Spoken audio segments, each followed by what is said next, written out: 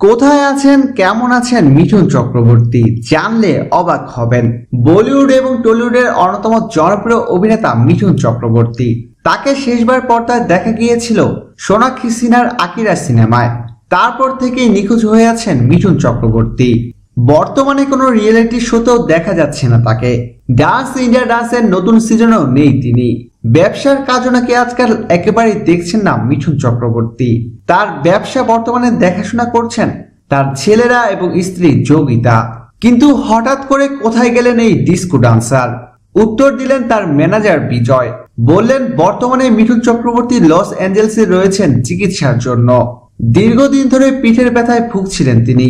ক্রমেই ব্যথাটা অসহ্য হয়ে উঠছিল, তাই লস অ্যাঞ্জেলেসেই কয়েক মাস থেকে বিশ্রাম নিতে চান তিনি। ম্যানেজার আরো জানান মেরুদণ্ডের হাড় সামান্য ভেঙেছে, তবে অস্ত্রোপচারের প্রয়োজন নেই।